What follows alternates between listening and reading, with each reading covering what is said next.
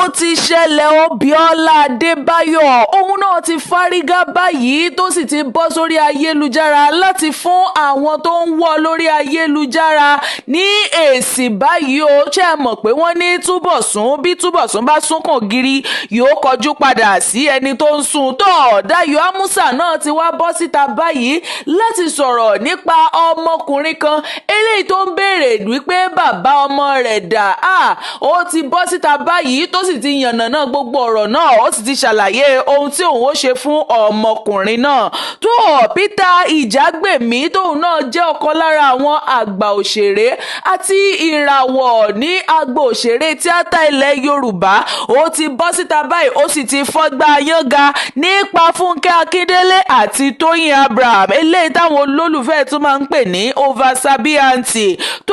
Múyìwá Adémọ́lá eléyìí tó jẹ́ ọ̀kan lára àwọn ìràwọ̀ òṣèré wa, òun náà ti bọ́ síta báyìí láti tú àwọn àṣírí àti láti sọ ọ̀pọ̀lọpọ̀ àwọn ọ̀rọ̀ nípa Toyin Abraham ìyẹn oversabianti tí a tọ̀. Ẹ wá ara bá mi wá nǹkan fìdílé tàbí kẹ́ fìdílé nǹkan láti jẹ̀gbádùn ìròyìn náà lẹ́kùnrẹ́rẹ́ bí wọ́n ti máa mú wá fún yín bó ti ń gbóná fẹlifẹli àti bó ṣe ń lọ nígboro ayé. Ṣé mọ̀ pé àwa ò ní jẹ́ kétí yín ó di sí i tó níṣe ni Múyìwá Adémọ́lá táwọn olólùfẹ́ rẹ̀ tún máa ń pè ní ọ̀tẹ́ntìkì ló bá bọ́ sórí ayélujára ìyẹn láti gbárùkù ti oversabianti ìyẹn Toyin Abraham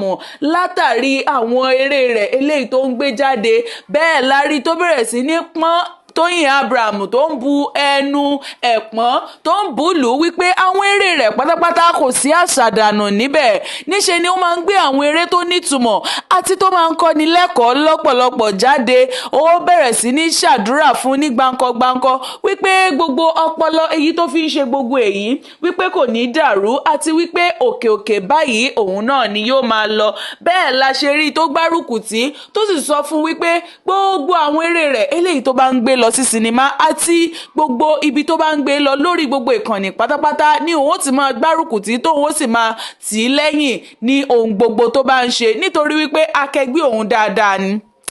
Ṣé gbogbo wa náà la sì kúkú mọ̀ wípé oversabianti tá à ń wí yìí ẹni táyé ń fẹ́ lọ́pọ̀lọpọ̀ òun náà ni oversabianti. Ọ̀rọ̀ yìí òun náà la rí tí Múyìwá Adémọ́lá ìyẹn ọ̀tẹ́ntìkì tó sọ nípa oversabianti ìyẹn Toyin Abraham táwọn ẹlòmíràn tún máa ń pè ní màmá ire. Òun náà la rí gbọ́ tá a ní ká mú wá sí etí ìgbọ́ ẹ̀yin olólùfẹ́ wa. Ó ti wá ṣẹlẹ̀ báyìí o. Peter Ìjàgbèmí tí gbogbo wa mọ̀ dáadáa bí ẹni mowó tí ó jẹ́ ọ̀kan lára àwọn ìràwọ̀ àti àgbà òṣèré ilẹ̀ Yorùbá, òun náà ti bọ́ síta báyìí tó sì bẹ̀rẹ̀ sí ní sọ àwọn ọ̀pọ̀lọpọ̀ àwọn ọ̀rọ̀ nípa Funke Akindele àti Toyin Abraham. Ó jẹ́ ká mọ̀ wípé ẹni takuntakun lágbo òṣèré òun náà ni Funke Akindele òun pẹ̀lú Toyin Abraham wípé àwọn méjèèjì sì rèé wọ́n jẹ́ ọlọ́gbọ́n obìnrin tó sì jẹ́ òpómúléró ní agbo òṣèré tí wọn kò ṣeé fọwọ́ rọ́ sẹ́yìn nítorí pé wọ́n wà lára àwọn tó ń mú kí agbo òṣèré ilẹ̀ Yorùbá kó máa tẹ̀síwájú àti kí àwọn ènìyàn mọ̀ bí ẹni mowó ní bí àwọn èèyàn ṣe mọ̀ ní òde òní. Ọ̀rọ̀ yìí náà ló bọ́ síta láti sọ, kódà ó tún wá tẹnu bọ̀rọ̀ pátápátá ló bá tún sọ nípa bí àwọn ènìyàn ti ń gbé ọ̀rọ̀ Funke Akindele pòyì ẹnu wípé tó bá ti lo àwọn èèyàn níṣe ni yóò sọ wọ́n sílẹ̀ àti bẹ́ẹ̀ bẹ́ẹ̀ lọ. Ní Funke Akindele náà bá fèsì ló bá sọ wípé kì í ṣe wípé òun kàn ń fi wọ́n sílẹ̀ ṣùgbọ́n bóun bá ń báyàn ṣe òun máa ń fi àyè ìjà sílẹ̀ nítorí wípé kò sí bí èèyàn ti jọ rẹ́ tó tí ò ní sí gbùngbùngbùn láàrin àwọn méjèèjì wípé níṣe ni òun máa ń fi àyè ìjà sílẹ̀. Gbogbo àwọn tí ẹ rí pé àwọn jọ ń ṣe tẹ́lẹ̀ tí ó fẹ́ dàbí pé ó lọ jáíjáí lẹ́nujọ́ mẹ́ta yìí kì í ṣe pé àwọn já o, ṣùgbọ́n níṣe ni kólúkálukú kéèyàn kàn máa respect boundaries pé nǹkan tí òun ń ṣe ń tòun nìyẹn, kì í ṣe wípé òun ń bá ẹnikẹ́ni jà. Ọ̀rọ̀ yìí òun náà ni Peter Ìjàgbèmí lòun náà bá tún fẹnu sí wípé lóòótọ́ ni nǹkan tí Funke Akindele tó ń sọ yìí, bẹ́ẹ̀ ni kò ṣàì má mẹ́nuba Toyin Abraham náà látàrí àwọn iṣẹ́ takuntakun èyí tí wọ́n ti ń ṣe ní agbo òṣèré orí ìtàgé ilẹ̀ Yorùbá. Òun náà la rí gbọ́ ta ní ká mú wá sí etí gbọ́ ẹ̀yin olólùfẹ́ wa. Ẹ gbọ́ irú ojú wo lẹ́yìn náà fi wo àwọn obìnrin takuntakun méjèèjì yìí ní agbo òṣèré? Ẹ bá wa fi sí abala àríwísí táwọn olóyìnbó máa ń pè ní comment section. Tó Peter Ìjàgbèmí ò wá dákẹ́ síbẹ̀ o, kódà níṣe ló tún mẹ́nuba ọ̀kan lára àwọn ìràwọ̀ òṣèré àti arẹwà ọkùnrin tó jẹ́ wípé níṣe ni ó sì gbọ̀nlẹ̀ tí gbogbo àwọn ènìyàn sì mọ̀ dáadáa, ìyẹn Bọ́láńlé Nínálowó tí gbogbo wa mọ̀ bí ẹni mowó dáadáa, wípé ó jẹ́ ohun pàtàkì, ó jẹ́ ẹnìkan pàtàkì àti ẹni tó fà òun wọ agbo òṣèré ilẹ̀ Yorùbá, wípé ó ní iṣẹ́ tóun ṣe tẹ́lẹ̀ tó jẹ́ pé bóun bá sì ṣiṣẹ́ ọ̀hún lóṣù ó kéré jù òun máa ń rí 500 tàbí 1 million naira ní oṣù ní ibi iṣẹ́ ọ̀hún. Ó ní ṣùgbọ́n nítorí ìfẹ́ tóun ní sí eré orí ìtàgé òun ló yẹ kóun ó kọ̀wé fi iṣẹ́ náà sílẹ̀ tóun sì gbajúmọ̀ eré orí ìtàgé dáadáa, wípé Bọ́láńlé Nínálowó òun ló wá ṣokùnfà bí òun ti ráyè rápálá wọ agbo òṣèré orí ìtàgé ilẹ̀ Yorùbá. Bẹ́ẹ̀ náà la ṣe rí tó bẹ̀rẹ̀ sí ní gbóṣùbà káre fún Bọ́láńlé Nínálowó tó sì ń kí dáadáa wípé ẹni òun dáadáa àti ẹni tí kì í ṣe pé ó fẹ́ jẹ́ kílẹ̀ ó fẹ́ ṣùgbọ́n ó máa ń gbìyànjú láti fa ẹlòmíràn lọ́wọ́ sókè, òun náà ni Bọ́láńlé Nínálowó. Ó ti wá ṣẹlẹ̀ báyìí o, Dayọ̀ Amusa ó ti bọ́ síta báyìí láti fún ọ̀kan lára àwọn agbéròyìn orí ayélujára tí orúkọ rẹ̀ tí wọ́n máa ń pè ní Vibes, ó ti bọ́ síta báyìí láti fún lésì. Ó ní ó ń bọ̀ àwọn là ń dẹ́ẹ̀dẹ́ wípé bó bá yá nìsín àwọn èèyàn máa pariwo Dayọ̀ Amusa lọ́tún Dayọ̀ Amusa lósì, ṣùgbọ́n ṣe mọ̀ pé bí esisi bá ń jẹ elégbò ẹnìkan kì í gbọ́, ṣùgbọ́n bí ìgbà tó bá di pé elégbò náà wọ́n ń pa eṣinṣin, ìgbà náà láriwo wàá sọ tí wọ́n wàá máa dá elégbò lẹ́bi. Ó ní kí ló wá ṣẹlẹ̀ tí ọmọkùnrin yìí tó fi ń wọ́ òun lórí ayélujára báyìí. Níṣe la rí tí ọmọkùnrin náà gbé fọ́nrán sórí ayélujára wípé ọmọ lásán òun náà ni a rí tí Dayọ̀ Amusa gbé sí orí ayélujára, a ò rí kó gbé bàbá ọmọ rẹ̀ sí, tó sì bẹ̀rẹ̀ sí ní bi òṣèré náà ní àwọn kò bá kùn gbé ọ̀rọ̀ wípé bàbá ọmọ rẹ̀ ń kọ́ àti bẹ́ẹ̀ lọ. Èyí ni Dayọ̀ Amusa gbọ́ tó bọ́ síta tó sì bẹ̀rẹ̀ sí ní sọ̀rọ̀ wípé ṣé dandan wá ni kí òun ó máa tún gbé bàbá ọmọ òun síta ni, àti pé kí ni nǹkan tí ó fẹ́ gbà níbẹ̀. Ọ̀rọ̀ yìí ó bí Dayọ̀ Amusa nínú lọ́pọ̀lọpọ̀ tó sì ní bóun bá gbé lọ sí kóòtù ní ìsìn àwọn èèyàn lè máa rí òun gẹ́gẹ́ bí aláìdáa, ṣùgbọ́n bó bá ṣe pé ohun tó gbà náà nu á jẹ́ wípé bóyá àwọn ó jọ padà pàdé ní kóòtù náà nítorí wípé kò dára kéèyàn máa dá sí ohun tí kò kan ẹni. Báyìí la ṣe rí tí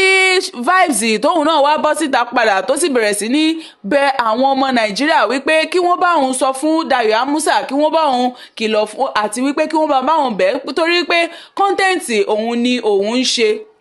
Bẹ́ẹ̀ la ṣe rí ní àárín ìgbà kan náà ẹnìkan náà gbé ọ̀kan jáde tóun náà máa ń ṣe àwọn content kéékèèké lórí ayélujára tó ní Dayọ̀ Amusa ó ní àrùn kògbóògùn àti bẹ́ẹ̀ lọ. Ọ̀rọ̀ yìí náà diran tó nígbà náà. Ẹ̀yin tẹ́ ẹ jẹ́ agbéròyìn orí ayélujára, bí ọ̀rọ̀ ò bá dá yín lójú ó máa dára kí ẹ máa ṣe ìwádìí àrídájú kó tó di pé ẹ ó máa gbé àwọn ohun náà jáde. Ohun náà ni àrígbọ́ torí pé bó ti ń lọ báyìí àfàìmọ̀ kí ọmọkùnrin tó ń pè ní Vibe yìí kó má fojú balẹ̀ ẹjọ́ látàrí ọ̀rọ̀ tí ó ń sọ nípa Dayọ̀ Amusa. Òun náà la rí gbọ́ tá ní ká mú wá sétí gbọ́ ẹ̀yin olólùfẹ́ wa. Biola Adebayo ti wá fárígá báyìí, ó sì ti bọ́ síta láti sọ̀rọ̀ nípa àwọn tó ń gbé àwọn ìròyìn káàkiri nípa rẹ̀.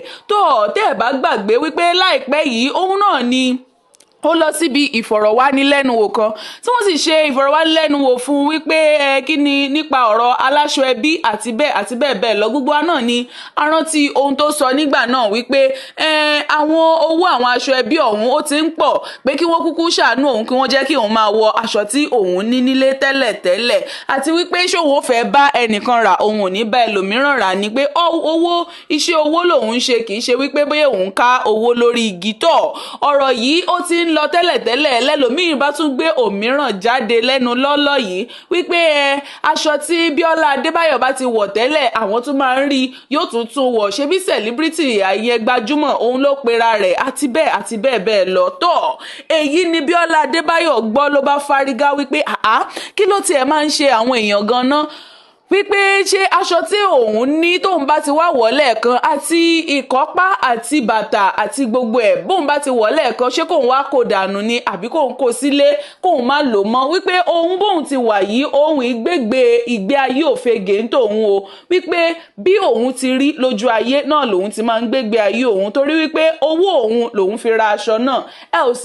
ẹ ò lè wá máa gbèrò wípé bóun bá ti wọ̀ lẹ́ẹ̀kan kóun má wọ̀ mọ́ torí pé kì í ṣe pé òun káwó lórí igi níṣe ni òun ń ṣiṣẹ́ rí owó ní ti òun o. Bẹ́ẹ̀ la ṣe rí tó bẹ̀rẹ̀ sí ní sọ àwọn ọ̀rọ̀ sí ẹni tí àwọn tí ó ń gbé ọ̀rọ̀ rẹ̀ káàkiri lórí ayélujára yìí wípé òun kì í gbé ìgbé ayé ọ̀tọ̀ ní ìgbé ayé orí ayélujára ọ̀tọ̀ ní ìgbé ayé ti ojú ayé tó. Ọ̀rọ̀ yìí náà la rí gbọ́ bẹ́ẹ̀ la ṣe rí tó yànnàná rẹ̀ fún gbogbo àwọn àna orí ayélujára tí wọ́n ń gbé ọ̀rọ̀ rẹ̀ pòyì ẹnu náà la rí gbọ́ ta ní ká mú wá sétí gbọ́ ẹ̀yin olólùfẹ́ wa bó ti ń gbóná fẹlifẹli àti bó ti ń lọ nígboro ayé. Ohun tí ẹ̀yin náà bá rí sí ẹ bá wa fi sí abala àríwísí torí pé lọ́pọ̀lọpọ̀ làwọn ènìyàn bẹ̀rẹ̀ sí ní sọ̀rọ̀ pé àwọn mìíràn sọ wípé ahun òun ni ó ń da Biola Adebayo láàmú táwọn ẹlòmíràn sì ń gbé pòyẹnu wípé ọ̀rọ̀ tí ó sọ yẹn gangan òun gangan lòdù wípé kò lè ṣe èèyàn lè wọ aṣọ ẹyọkan lẹ́ẹ̀kan ṣoṣo kéèyàn wá dé kó wá di pé èyí níṣe lèyàn ó dànù béèyàn bá tuntun ní òde mìíràn tí èèyàn ó lọ wípé kò bójúmu bẹ́ẹ̀ wípé ìwà tó tọ́ òun náà sì ni Biola Adebayo ń wù yìí tó. Ọ̀rọ̀ yìí làwọn èèyàn ń gbé pòyì ẹnu tó sì ti di yánpọnyánrin báyìí ó ti di iṣu atayanyan wọ́n sì ti ń gbà á bí ẹni gbagba ọtí lórí ayélujára. Òun náà ni a ní ká mú wá sí etí ìgbọ́ ẹ̀yin olólùfẹ́ wa gẹ́gẹ́ bí ẹ ti mọ̀ wípé ohun tí ẹ bá fẹ́ òun náà ni ìdùnnú tiwa náà. Ẹ ṣé lọ́pọ̀lọpọ̀ fún ìfarabalẹ̀ yín kò ní jù báyìí lọ lórí ìròyìn lónìí tó. Kí dùn kó pọ̀ ṣókí báyìí náà lọ́bẹ̀ oge tó. Ẹ ṣé púpọ̀ fún ìfarabalẹ̀ yín tí tẹ́ fi ń gbọ́ wa ò ní di ojú tẹ́ fi ń wò wá kò ní fọ́. Àwa náà tá à ń ròyìn náà wá fún yín a máa rí yín bá ní gbogbo ìgbà. Ẹ ṣé púpọ̀ tó ó dìgbà kan náà ó dàbọ̀.